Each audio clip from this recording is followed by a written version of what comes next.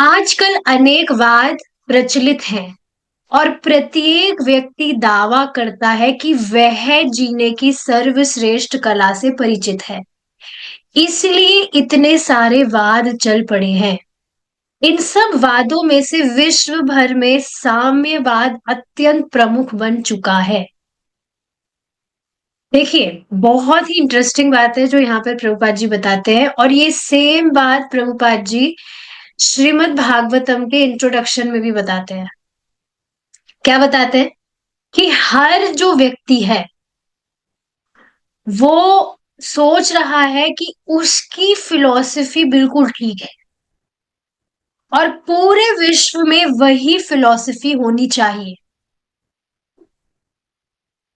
समझ रहे इस बात को? कम्युनिस्ट सोच रहे हैं कि वो बिल्कुल सही है और पूरे विश्व में कम्युनिज्म होना चाहिए।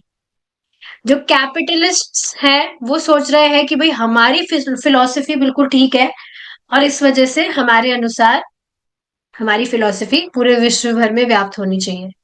तो प्रॉब्लम यह है कि हर कोई व्यक्ति सोच रहा है कि हमारी जो धारणा है ये बिल्कुल सही है और यही होना चाहिए। होता ही है ऐसा। जैसे आप अगर कभी किसी को भगवान के विषय में कुछ बात बताने का प्रयास किए हो, तो आप देखेंगे वो व्यक्ति सोच रहा है कि भाई नहीं, आप कृष्ण को भगवान कह रहे हैं ये बात ठीक नहीं है। मैं जो मान रहा हूं, मेरी जो बात है वो एकदम सही है। या कृष्ण को भी अगर वो भगवान स्वीकार कर रहा है, लेकिन फिर भी आप उसको कुछ फिलॉसफी बता रहे हैं, तो वो अपना ही दिमाग लगाकर अपनी ही बात रखना चाह रहा है कि नहीं भाई, हम जो फॉलो कर रहे हैं, हम जो कह रहे हैं वो ही एकदम सही है। तो इस तरह से सबकी अलग अलग धारणाएं हैं और इसी वजह से झगड़े हैं। किंतु श्रीमद् भागवत में हमें आध्यात्मिक साम्यवाद के बीज प्राप्त होते हैं। यस। देखिए, चाहते तो सब है कि उनकी फिलॉसफी पूरे विश्व में हो, लेकिन जो श्रीमद् भागवतम है, भगवत गीता है, स्पेसिफिकली श्रीमद् भागवतम की अगर बात की जाए, तो उसमें परम सत्य का वर्णन करके प्रैक्टिकल और व्यवहारिक दोनों रूप से हो पाएगा व्यक्ति, और वास्तविक रूप से ये हो पाएगा कि जो लोग हैं वो कृष्ण को भगवान के रूप में स्वीकार करें। मतलब मेन रूट जो है उसको व्यक्ति अगर पकड़ेगा, तब जाकर वह सुखी रहेगा। वह नारद मुनि बताते हैं कि इस भौतिक ब्रह्मांड में चाहे कोई अधोलोक में हो, मध्य लोक में हो या उच्च लोक में हो, तो ये चीज आपको पता होनी चाहिए।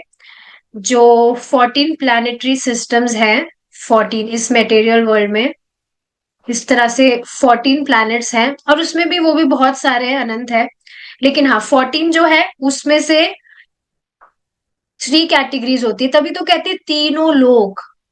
तीनों लोक का मतलब क्या है? अधोलोक, मध्य लोक और उच्च लोक। अधोलोक क्या है? जो पृथ्वी से नीचे आते हैं। पृथ्वी के नीचे जितने भी लोक है, पाताल, साताल वगैरह वगैरह, वो सब हो गए अधोलोक। बीच में आती है पृथ्वी, मध्य लोक। और पृथ्वी से जो ऊपर है वो हुए उच्च लोक।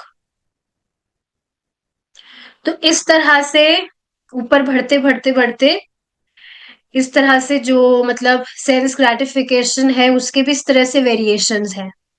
ऊपर के लोकों में जो व्यक्ति है वो ज्यादा उम्र उसकी होती है, और बुढ़ापा वगैरह नहीं आता है, पर मृत्यु आती है, और बीमारी वगैरह भी नहीं होती है। पर सबसे बड़ा जो कष्ट है वो क्या है? मृत्यु।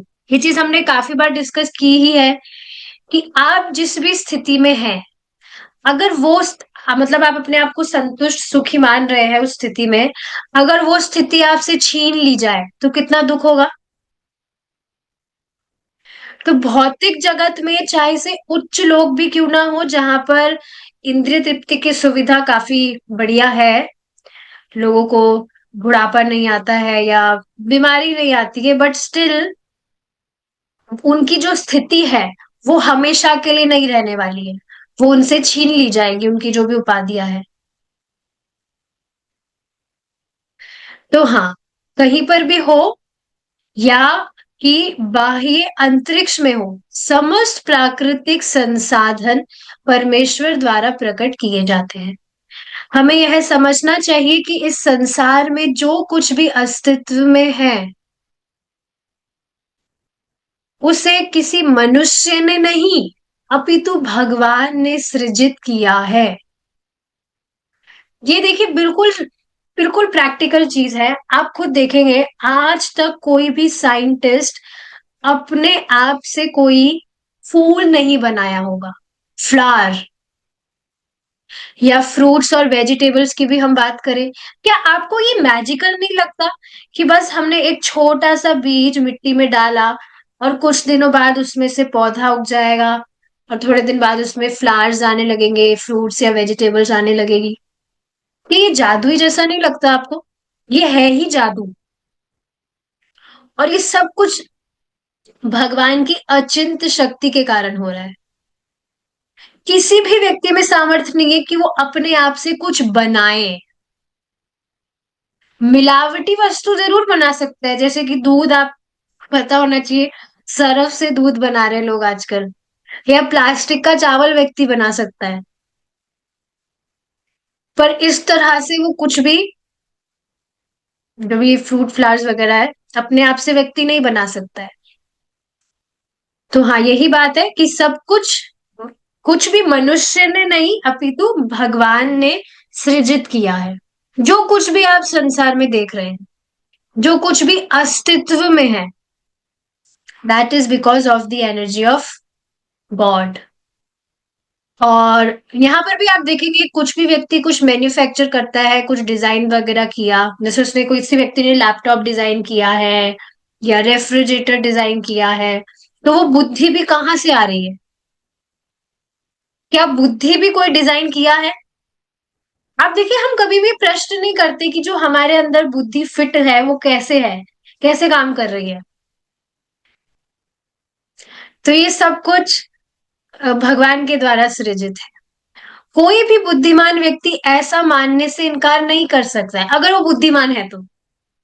और अगर वो इनकार कर रहा है तो फिर समझ लेना चाहिए वो एक नंबर का बुद्धू है। श्री ईशो उपनिषद का आदेश है, ईशावास्यामिदं सर्वं यत्किंच जगत्यां जगत् तेन त्यक्तेन भुञ्जीथा मा गृधः कस्य स्विद्धनम्। ईशावास्यमिदं सर्वं यत्किंच जगत्यां जगत् तेन त्यक्तेन भुञ्जीथा मा गृधः कस्य स्विद्धनम्।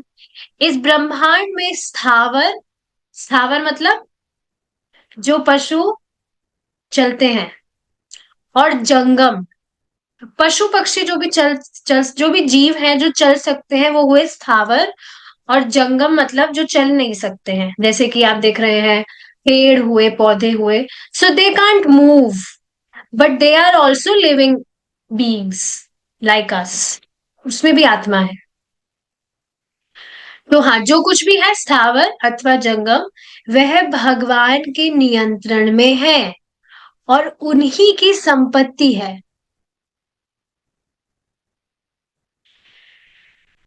तो देखिए, इस बात से आप समझ पा रहे हैं कि सभी कुछ भगवान की संपत्ति है, लेकिन फिर भी व्यक्ति भ्रम के कारण, इल्यूजन के कारण उसकी ऐसी मति हो जाती है कि सब कुछ मेरा है। जो भी मैं, मेरे पास, मेरा मेरा घर है, मेरे घर में जो वस्तुएं हैं वो मेरी है, मेरी संपत्ति है। पर ये वास्तविकता नहीं है। और आप देखेंगे, ऐसी बुद्धि के कारण व्यक्ति इतना परेशान रहता है। आप कभी देखिएगा उन लोगों को जिनकी इस तरह से बहुत ज्यादा बुद्धि है, आ, अहम मम की, ये मेरी वस्तु है, ये मेरी संपत्ति है, ये है वो है, इतनी ज्यादा नैरो माइंडेडनेस हो जाती है उनकी, इतने ज्यादा नैरो माइंडेड हो जाते हैं, संकीर्ण बुद्धि हो जाती है, और बहुत परेशान रहते हैं। क्योंकि जब व्यक्ति जो भी चीजें हैं वो उस वो समझ रहा है कि ये मेरी संपत्ति है, तो वो क्या समझेगा, उसकी क्या आशाएं होगी कि वो हमेशा मेरे साथ रहे, जो कि वास्तविकता नहीं है। उससे वो वस्तुएं छीन ली ही जाएगी, और इस वजह से वह शोक करता है और दुख का कारण बनता है। लेकिन बुद्धिमानी क्या है कि व्यक्ति इस बात को समझे, सच है जो कि सब कुछ भगवान की संपत्ति है, और भगवान की सेवा में उसको नियोजित किया जाए, चाहे से वो कोई वस्तु हो या व्यक्ति हो। अतएव मनुष्य को अपने लिए नियत की गई आवश्यक वस्तुओं को ही ग्रहण करना चाहिए, और यह जानकर कि अन्य वस्तुएं किसकी हैं, उन्हें भोगने की इच्छा नहीं करनी चाहिए। आप सोचिए ना, कितना तो इजी है ये चीज, इसमें कठिनाई क्या ही है। भगवान तो इतने दयालु है, आप उनको कुछ भी वस्तु देते हैं, भगवान उसमें से बिल्कुल भी कम नहीं करते हैं, but still he feel so grateful. आप कुछ भी उनको ऑफर करके, आप कुछ भी यूज में ले रहे हैं, you are offering your food to him, so he feels very grateful for that, जबकि है सब कुछ उन्हीं का। और कुछ कम भी भगवान नहीं करते, बल्कि उसको स्पिरिचुअल बना देते हैं। तो जो भी व्यक्ति इस तरह से सुनेगा, स्वीकार करेगा श्रद्धा के साथ, तो वो उसको करेगा, और फिर वो सुखी भी रहेगा। सो ये ईशोपनिषद का पहला मंत्र है। फलस्वरूप सर्वोच्च देवता ब्रह्मा से लेकर छोटी सी चींटी तक समस्त जीवात्माओं को प्राकृतिक साधनों का उपयोग करने का अधिकार है। नारद मुनि बताते हैं कि हम इन साधनों का उपयोग अपनी आवश्यकता के अनुसार कर सकते हैं, किंतु यदि हम आवश्यकता से अधिक ग्रहण करते हैं तो हम चोर हैं। आवश्यकता से अधिक भी, और भगवान को ना देकर भी अगर हम उसको स्वतंत्रता से भोगने का प्रयास कर रहे हैं, then also we will be called as thief. दुर्भाग्यवश। और सोचिए, कोई भी जो चोर होता है, क्या वो कभी शांत, आपको कभी शांत दिखेगा कोई चोर? उसको पता है उसने गलत काम किया है, वो चोरी करता है, या उसने चोरी की है पूरे जीवन में भी कभी एक बार भी, उसको पता है उसने गलत काम किया है, तो कभी भी शांत नहीं बैठ सकता है।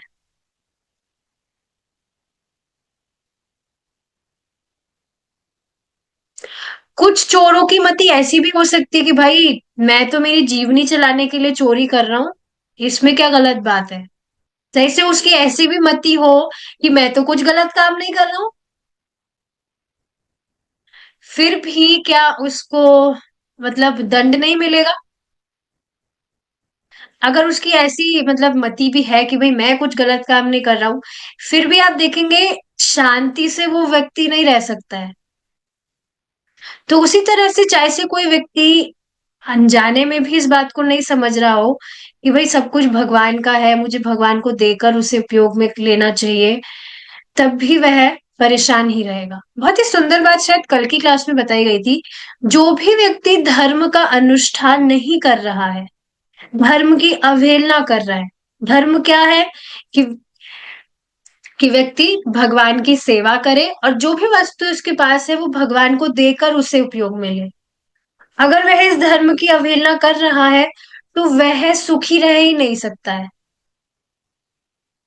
और क्या आप इस बात को समझ रहे हैं कि जो भक्त है, वो क्यों उनका जीवन शांत मतलब शांति में रहता है, सुख सुख शांति रहती है उनके जीवन में? क्योंकि वह धर्म का अनुष्ठान करते हैं, भगवान की आज्ञा का पालन करते हैं, तो अपने आप ही शांति का अनुभव वो करते हैं अपने जीवन में। दुर्भाग्यवश प्रत्येक मनुष्य विजयी होने और प्रभुत्व जमाने का प्रयास कर रहा है, और इस वजह से भगवान को नहीं देता है।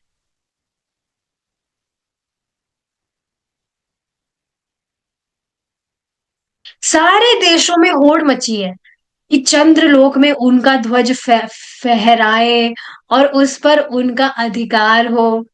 यूरोपियन जब अमेरिका में आए तो उन्होंने अपना झंडा गाड़कर इसे अपना राष्ट्र बना लिया। इस तरह झंडा झंडा गाड़ना या फहराना सब कुछ अज्ञानता के कारण होता है। इसी पर बहुत इंटरेस्टिंग बात थी जो आपने सुनी होगी, आज भी बताई थी प्रभु जी ने, कि माता पृथ्वी कहती हैं कि भाई बहुत से लोग आए और वो मतलब उनका अधिकार वो व्यक्त कर रहे थे कि पृथ्वी मेरी है, पृथ्वी मेरी है। जैसे आप देखेंगे जो हिरण्याक्ष था वो खुद भगवान वरा भगवान वराह से वो लड़ने लगा था। अरे तू मेरी पृथ्वी को कहाँ लेकर जा रहा है, पृथ्वी मेरी है, जबकि वो है भगवान की। लेकिन वो इस तरह से अपने आप ही मतलब इस तरह से वो कह रहा था कि अरे तुम मेरी पृथ्वी को कहाँ लेकर जा रहे हो, पृथ्वी मेरी है और तुम कैसे उसको ऐसे लेकर जा सकते हो चोरों की तरह। तो हाँ, माता पृथ्वी इस तरह से कहती है, श्रीमद् भागवतम में है ये चीज कि लोग कह मतलब अपना अपना अधिकार व्यक्त कर रहे थे कि पृथ्वी मेरी है, पर अब वो लोग खुद ही बेचारे नहीं रहे और मैं तो अभी भी यही हूँ, मुझे कोई नहीं ले जा सका। तो इस बात का कहने का अर्थ क्या है कि व्यक्ति इस तरह से सोचता है, अपना अधिकार जमाता है कि आ, ये ये पर्टिकुलर जगह मेरी है, या जैसे यहाँ बताया जा रहा है कि ये राष्ट्र मेरा है, ये ये मेरा है, वो मेरा है। पर इस तरह से सोचना वास्तव में उनका अज्ञानता है। जैसे आप देखिए ना, जो भी लोग जिन भी लोगों के घर होते हैं तो वो अपने घरों पर नेम प्लेट लगवाते हैं, अपना नाम वहां पर गाड़ते हैं, एनग्रेव करवाते हैं। लेकिन कुछ ही समय के बाद वही व्यक्ति नहीं रहता है, वो घर तो अभी भी वहीं पर ही रहेगा, पर वही व्यक्ति जो दावा कर रहा था कि भाई ये मकान मेरा है, वो ही अब संसार में नहीं रहता है। Is it not? तो ये सब अज्ञानता के कारण है, जो व्यक्ति इस तरह से बस अपना अधिकार व्यक्त करता रहता है, ये मेरा है, वो मेरा है। हम यह नहीं सोचते कि आखिर हम ये झंडा कहाँ फहरा रहे हैं। यह हमारी नहीं, यह तो ईश्वर की संपत्ति है। इसे जानना ज्ञान है और उसे अपनी संपत्ति समझना अज्ञान है। देखिए, बिल्कुल प्रैक्टिकल सी बात है, कोई भी व्यक्ति अपने विवेक का इस्तेमाल करेगा तो वो बिल्कुल स्पष्ट इस बात को समझ पाएगा कि भाई मैं कैसे किसी भी वस्तु पर अपना अधिकार जमा सकता हूँ, कैसे मैं कह सकता हूँ कि ये वस्तु मेरी है। मैं तो यहाँ पर एक पानी की बोतल भी नहीं लेकर आया। Is it not? जब व्यक्ति आता है इस जगत में, पैदा होता है, कुछ भी वो अपने साथ नहीं लेकर आता है और ना वो खुद लेकर कुछ भी लेकर जाता है। तो कैसे जब वो इस जगत में है वो इस तरह से दावा कर सकता है कि सब कुछ उसका है, या what ever he is possessing वो उसका है। तो ये सब उसकी अज्ञानता के कारण है। वास्तविक ज्ञान क्या है? ये जो भी वस्तुएं हैं, जो भी व्यक्ति है, कुछ समय के लिए मेरे साथ में है, भगवान की कृपा से मुझे मिले, मुझे इनको भगवान की सेवा में नियोजित करना चाहिए। This is intelligence. और इस तरह से व्यक्ति परेशान नहीं होता है। आप खुद ही बताइए, आप खुद इसको सोचिए, अपने प्रैक्टिकल जीवन से आप लिंक करके देखिए। पहले आप किस तरह से परेशान रहते थे जब आप जो भी वस्तुएं या लोग आपके साथ रहते हैं उसमें आप इस तरह की भावना या मति रखते थे कि ये मेरे हैं, ये मेरे हैं।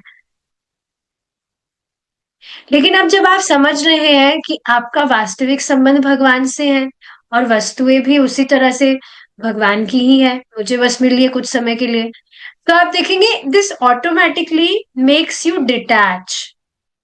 डिटैच आप होते हैं लेकिन फिर भी आप you you take care of those things and people very nicely. लेकिन जब व्यक्ति इस तरह की बुद्धि रखता है कि ये मेरी संपत्ति है, तो वास्तव में उसकी एक्सप्लॉइट करने की प्रवृत्ति होती है। मैं इसको भोगूंगा अच्छे से। तो वो वास्तव में केयर नहीं करता है वस्तुओं की या व्यक्तियों की। बहुत बड़ा अंतर आ जाता है। हमें उपयोग करने का अधिकार है, किंतु उस पर दावा करने या उसे जमा करने का अधिकार नहीं है। यदि हम एक बोरा अनाज सड़क पर बिखेर दे, तो कबूतर आकर उसमें से 4-5 दाने चुगकर चले जाएंगे।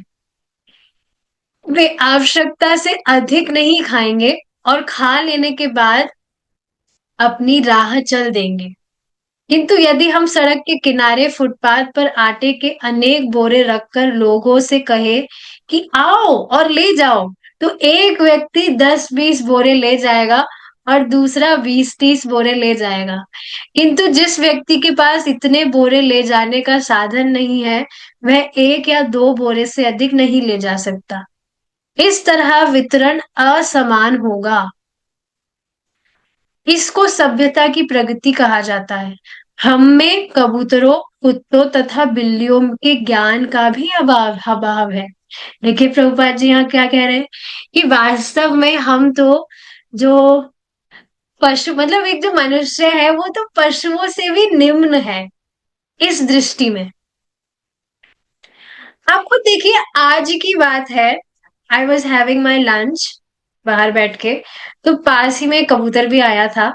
तो वो भी कुछ पानी वानी और कुछ वहां पर रखा था, बाजरा वगैरह, तो खा रहा था। तो मैं उसको देखकर, मैं भी खा रही थी, मैं उसको देखकर सोच रही थी कि ये खा रहा है और ये अपने साथ में नहीं लेकर जाएगा कुछ भी। अभी कुछ देर पहले की बात है। मैं सोच रही थी इसके पास में तो कुछ जेब वगैरह भी नहीं है, ये लेकर जाए तो कुछ भी ये सोच ही नहीं सकता। जब भी भूख लगेगी आ जाएगा, खाकर चला जाएगा अपना।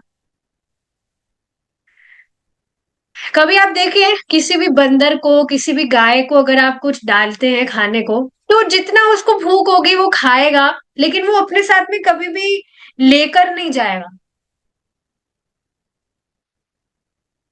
Is it not? कभी भी आप नहीं देखे होंगे, किसी बंदर को भी आप नहीं देखे होंगे, वो अपना खाएगा, उसको कुछ मिलेगा तो वो लेकिन लेकर नहीं जाएगा। जैसे अगर आपके कभी घर में बंदर घुसा हो, मुझे याद है एक बार घुस गया था बंदर, तो एक बंडल पड़ा था केलों का। तो वो उसने मतलब उसमें से जितना भी उसको खाना था वो खाया और फिर वो चला गया। अपने साथ में लेकर नहीं गया कि भाई मेरी जो बच्चे हैं, मेरी जो वाइफ है, उसके लिए भी मैं थोड़ा सा ले जाता हूँ। नहीं, उसको जितना खाना था खाया और वो चला गया। लेकिन आप यहाँ पर बिल्कुल यहाँ पर देखिए, मनुष्यों की अगर बात की जाए, जैसे कि प्रभुपाद जी ने बताया बोरी के एग्जाम्पल से, कि ठीक है खुद तो जितना वो खाएंगे ही, उसके बाद में भी आगे फ्यूचर की बहुत चिंता होती है इस कारण से कि भाई आगे फ्यूचर में काम आएगा, तो अपने साथ में इस तरह से संग्रह कर लेते हैं, विच इज वेरी बैड। देखिए यहाँ पर प्रभुपाद जी क्या बता रहे हैं कि हमें जानवरों के अज्ञान का भी अभाव है। श्रीमद् भागवतम में ये बात बताई गई है कि जो पशु होते हैं उनकी जो मेमोरी है वो सिर्फ प्रेजेंट में रहती है।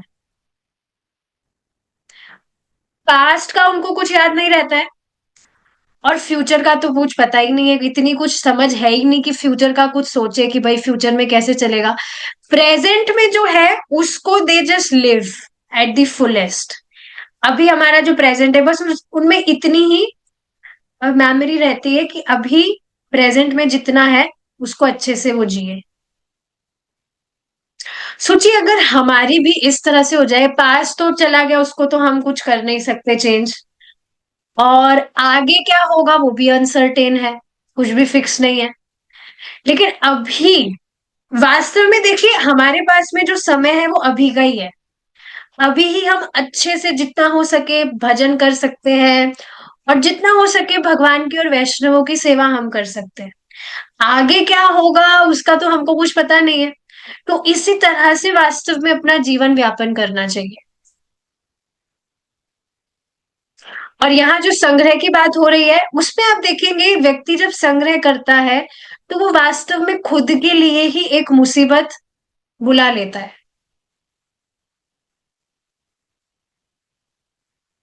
Is it not?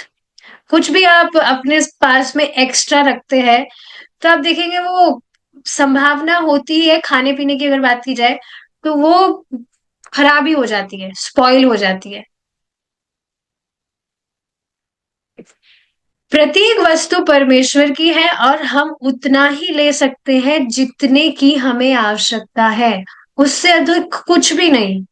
यही ज्ञान है। भगवान ने संसार की ऐसी व्यवस्था कर रखी है कि इसमें किसी भी वस्तु की कमी नहीं है। प्रत्येक वस्तु पर्याप्त है, बशर्ते कि हम उसको वितरित करना जानते हो। इस बात को आप समझ रहे हैं? जितना हमारे लिए आवश्यक है वी आर कीपिंग इट। आवश्यक मतलब प्रेजेंट के लिए। देखिए, ये बिल्कुल ट्राई करना चाहिए, जैसे आप कुछ कुकिंग करते हैं और अगर कुकिंग में भी कुछ एक्स्ट्रा आपसे कुक हो गया तो उसको शाम के लिए नहीं बचाना चाहिए, उसको वितरण किया जाना चाहिए।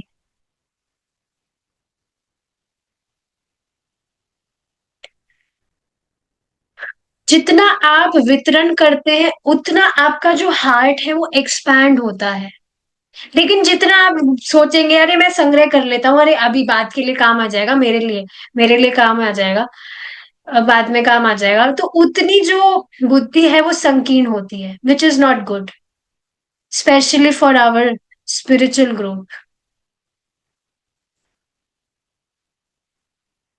किसी को भी आप दे सकते हैं। और आप देखेंगे जो खाना है प्रसादम की अगर बात की जाए तो वो तो ऐसी चीज है कि आप अगर किसी को भी कुछ देते हैं, ऑफर करते हैं, तो वो बहुत खुश हो जाता है। कभी आप ट्राई करिएगा। खाना पीना लोगों को बहुत पसंद है, और अगर आप किसी को भी देना चाहते हैं, किसी को भी आप देते हैं, तो वो बहुत खुश हो जाएगा।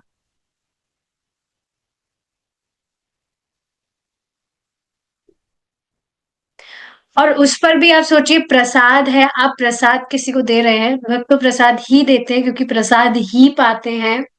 तो आप सोचिए उससे उसकी कितनी भक्ति बढ़ेगी। उस पर भी अगर आप उसने अप्रिशिएट कर दिया आपके प्रसाद को कि वाह मजा आ गया, क्या आपने तो बहुत टेस्टी बनाया है, तो उसमें भी उसकी और भक्ति बढ़ेगी। ये सेम पॉइंट आज की क्लास में प्रभु जी बता रहे थे कि प्रसाद का मतलब क्या है। भगवान की झूठन। आप सोचिए, क्या आप कभी भी किसी ऐसे व्यक्ति की झूठन खाएंगे जिससे आप नफरत करते हो? No right. और अगर कोई व्यक्ति किसी की झूठन खा रहा है तो क्या वो अपने आप को उस समय नम्र स्थिति में रखा है? समझ रहे इस बात को? किसी भी व्यक्ति का आप झूठा खा रहे हैं तो भाई आप उसको अपने से श्रेष्ठ मान रहे हैं कि नहीं? और आप अपने आप को नम्र स्थिति में रख रहे हैं। तो कोई भी व्यक्ति भगवान कृष्ण का प्रसाद पा रहा है तो भगवान की झूठन वो पा रहा है, जैसे उसको कुछ पता भी ना हो, और उस समय वह अपने आप को नम्र अवस्था में रखा हुआ है, भगवान को श्रेष्ठ वह स्वीकार कर रहा है, चाहे से अननोइंगली वो ऐसा कर रहा हो।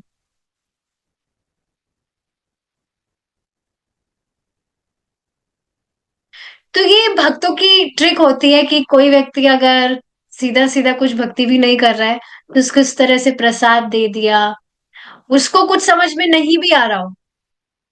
जैसे मुझे याद है, मुझे मतलब I got this opportunity to send prasadam to a Muslim mata ji. तो उन्होंने खाया, लड्डू मैंने उनको भेजे थे। So she was appreciating, she was asking me the recipe कि मुझे भी बताओ रेसिपी क्या है, ये है वो है। तो मैं सोच रही थी कि ठीक है, ऐसे तो ये हरे कृष्णा नहीं बोलेगी, but she appreciated the remnants of Krishna. अब आगे जाके पक्का भगवान उनको मौका देंगे, भक्तों का संग उनको मिले, और ऐसी बुद्धि भी देंगे कि वो भक्ति करे।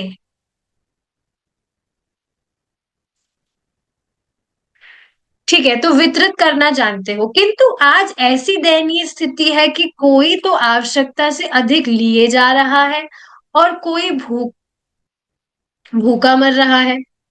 फलस्वरूप भूखा जन समूह विद्रोह करता है और पूछता है, हम ही क्यों भूखे मरे। किंतु उनके तौर तरीके अपूर्ण हैं। आध्यात्मिक साम्यवाद की पूर्णता, देखिए इस बात को समझने का प्रयास करिए।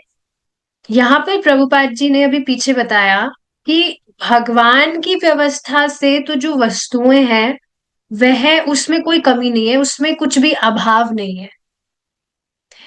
लेकिन देखिए हमने प्रभुपाद जी की लीलामृत में भी इसको पढ़ा था कि वॉर के समय कैसे जो गवर्नमेंट है वो ही जो चावल वगैरह है, ग्रेन्स वगैरह है, मिल्क वगैरह है, उसकी सप्लाई उन्होंने बंद कर दी थी। उनके पास में पर्याप्त मात्रा में था, लेकिन फिर भी वो लोगों को दे नहीं रहे थे। तो भगवान की तरफ से कुछ कमी नहीं है, ये मनुष्य ही है जो इस तरह से उसका दुरुपयोग कर रहा है। या एक और बार बताया गया था, प्रभु जी ने बताया था कि किसी विदेश में जो अनाज है उसका प्राइस कम ना हो, इस वजह से उसको समुद्र में डाल दिया था मछलियों के लिए। तो इस तरह से होड़ा होड़ में व्यक्ति जो है वो, भगवान की तरफ से कुछ कमी नहीं है, लेकिन होड़ा होड़ में व्यक्ति इस तरह से दुरुपयोग करता है। आध्यात्मिक साम्यवाद की पूर्णता इस ज्ञान में निहित है कि प्रत्येक वस्तु ईश्वर की है। कृष्ण तत्व को जान लेने पर हम झूठे स्वामित्व के अज्ञान को सरलता से पार कर सकते हैं। Very practical, isn't it? नहीं तो फिर बेचारा व्यक्ति परेशान ही होता है।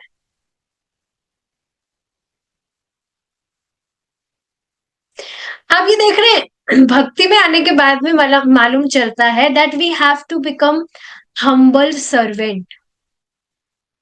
और हम्बल बनने में, नम्र बनने में कोई कठिनाई नहीं है। स्वामी बनने में बहुत कठिनाई है। क्यों?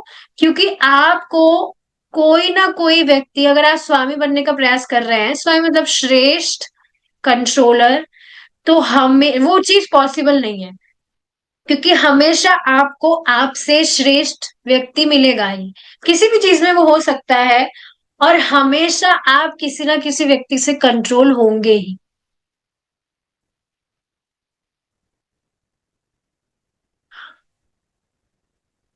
पर जब व्यक्ति कृष्ण तत्व को जानता है, समझता है, तो वो सरलता से ये जो अज्ञान है, स्वामित्व, झूठे स्वामित्व का, झूठा क्यों है? क्योंकि ये वास्तविक हो ही नहीं सकता है, उससे आसानी से वह पार कर सक उसे वह आसानी से पार कर सकता है। वस्तुतः हम अपने अज्ञान के कारण कष्ट भोग रहे हैं। न्यायालय में अज्ञान के लिए कोई छूट नहीं है। यदि हम न्यायाधीश से कहें कि हम कानून से परिचित नहीं है, तो भी हम दंडित होने से बच नहीं सकते। यदि किसी ने अवैधानिक रीति से प्रचुर संपत्ति एकत्रित कर ली है और वह नियम के उल्लंघन के बारे में अज्ञानता प्रकट करता है, तो भी वह दंडित होगा। सारा संसार इस ज्ञान से विहीन है, और इसलिए कृष्ण तत्व विज्ञान के हजारों शिक्षकों की आवश्यकता है। ये बात आप समझ रहे हैं कि वास्तव में लोगों की जो बुद्धि है वो भ्रष्ट है, इस कारण अपने आप से वो समझ ही नहीं सकते हैं। इसलिए कृष्ण तत्व विज्ञान के हजारों शिक्षकों की आवश्यकता है। संप्रति इस ज्ञान की अत्यधिक आवश्यकता है। हमें यह नहीं सोचना चाहिए कि चूंकि कृष्ण भारत में प्रकट हुए, फलस्वरूप भगवत गीता का ज्ञान सांप्रदायिक है, और या कि कृष्ण सांप्रदायिक ईश्वर है। नो, ये बहुत बड़ा इल्यूजन है वास्तव में लोगों का। ये लोग सोचते हैं that Krishna is Hindu God. ऐसा नहीं है। वास्तव में श्री कृष्ण भगवत गीता के 14वें अध्याय में स्वयं घोषित करते हैं कि वे समस्त प्राणियों के पिता हैं, जैसा कि पहले भी इंगित किया गया है। आत्मा होने के कारण हम परमात्मा के अंश हैं, किंतु इस भौतिक जगत का उपभोग करने की इच्छा के कारण हमें इस भौतिक संसार में रखा गया है। फिर भी हम चाहे जिस योनि में रहे, कृष्ण हमारे पिता है, हमेशा से पिता थे, है और रहेंगे। परम पिता परमेश्वर। इस तरह भगवत गीता किसी विशेष दल या राष्ट्र के निमित्त ना होकर संसार के समस्त जीवों, यहाँ तक कि पशुओं के लिए भी है। यस, आप देखेंगे जो भगवत धर्म है वो इतना सुंदर है कि वह पशुओं को भी लाभान्वित करने वाला है। ठीक है, जो पशु है वो हियरिंग नहीं कर सकते, they can't chant, they can't hear, पर प्रसाद तो पा सकते हैं भगवान का। या आप जब चांटिंग करते हैं या आप कीर्तन चलाते हैं, तो उसका अगर संपर्क भी, मतलब कुछ तो वो समझ रहे हैं कि कुछ आवाज तो हो रही है, इतना तो वो समझते हैं, उससे भी उनका लाभ होता है।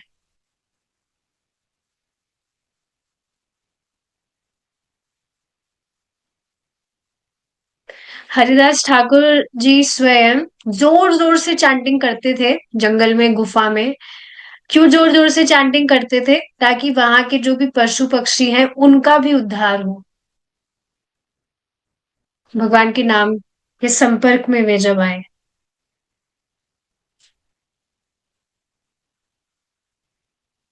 ठीक है, तो देखिए कृष्ण हमारे पिता है, ये बात समझनी चाहिए। कोई व्यक्ति कह रहा है कि हाँ, आप कृष्ण को पिता मानते हैं, परम पर्सनालिटी, सुप्रीम पर्सनालिटी आप कृष्ण को मानते हैं, हम इनको मानते हैं, तो एक ही तो बात है। जी नहीं, एक ही बात नहीं है। ये उसी तरह हुआ। आप खुद बताइए, कोई भी व्यक्ति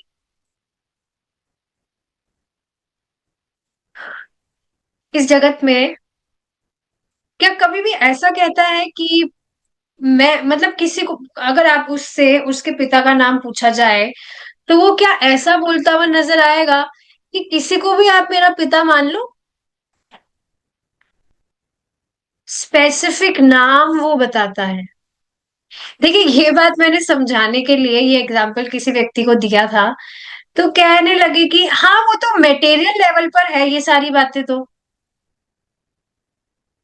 स्पिरिचुअल लेवल पे तो ये बात नहीं लागू होगी।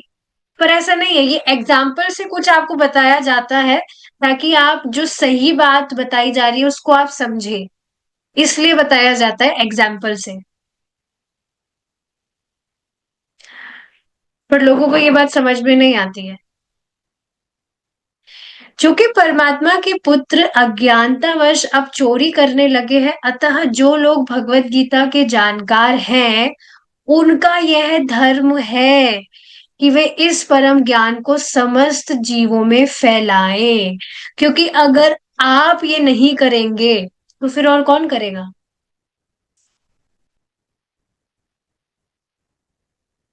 जैसे कल की क्लास में मैं बता रही थी कि एक भक्त है, वो बता रहे थे कि उनके घर में कोई बच्चा है, तो वो ऐसे ऐसे उसको पढ़ा रहे हैं, ये कर रहे हैं, वो कर रहे हैं।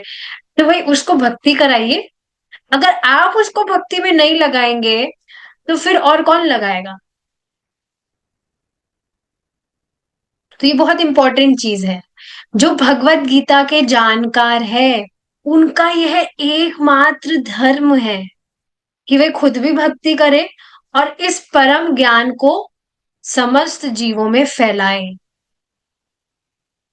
इस प्रकार लोग अपनी वास्तविक आध्यात्मिक प्रकृति तथा परमेश्वर के साथ अपने संबंधों का अनुभव कर सकेंगे,